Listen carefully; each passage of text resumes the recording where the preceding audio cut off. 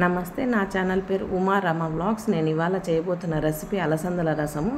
ముందుగా దీనికోసం ఒక కుక్కర్లో ఒక గ్లాస్ అలసందలు వాష్ చేసుకొని ఒక 3 గ్లాసులు వాటర్ని 1.5 స్పూన్ సాల్ట్ని యాడ్ చేసి ఒక 3 విజిల్స్ వచ్చే వరకు ఉండాలండి. తర్వాత రసం కోసం ఒక ఆనియన్ని కట్ చేసుకోవాలి. అలాగే కొంచెం కొత్తిమీర, కరివేపాకు, ఒక 4 పచ్చిమిరపకాయ చీలికలు, 10 వెల్లుల్లి రెబ్బలు తీసుకొని పక్కన పెట్టేసుకోండి. ఇప్పుడు ఒక నిమ్మకాయ సైజ్ అంతా చింతపండుని వాష్ చేసుకొని సోప్ చేసుకున్న తర్వాత రసాన్ని కూడా తీసి పక్కన పెట్టుకోవాలి. ఈ లోపల కుక్కర్ విజిల్ పోయి ఉంటుందండి. ఉడికిన అలసందల్లో నుంచి వాటర్ని సపరేట్ చేసి పక్కన పెట్టేసుకోవాలండి. తర్వాత మనము రసం పౌడర్ కోసము కొంచెం కరివేపాకు, అలాగే 1.5 స్పూన్ జీలకర్రని ఫ్రై చేసుకుని స్టవ్ ఆఫ్ చేసిన తర్వాత 1.5 స్పూన్ కారము, 1 స్పూన్ ధనియాల పొడి, అలాగే 10 ఎండు కొబ్బరి ముక్కలని ఇందులోకి యాడ్ చేసి చల్లారనిచ్చిన తర్వాత ఒక మిక్సీ జార్లోకి ఇవన్నీ యాడ్ చేసుకోవాలండి.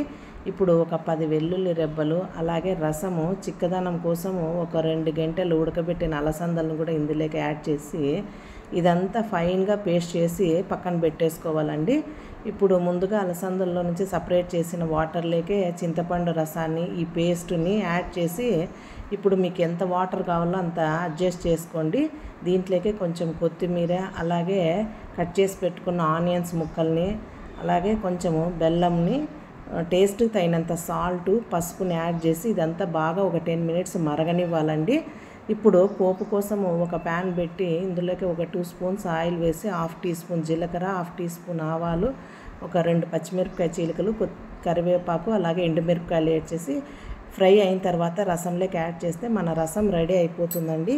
ఇలాంటి మరిన్ని రెసిపీస్ కోసం మన ఛానల్లో కమెంట్ చేయండి. ఇక్కడ చూపిస్తున్న విధంగా సబ్స్క్రైబ్ చేయండి. అలాగే వ్లాగ్ లైక్ చేయండి. తర్వాత ఇక్కడ బెల్ ఐకాన్ని క్లిక్ చేయండి.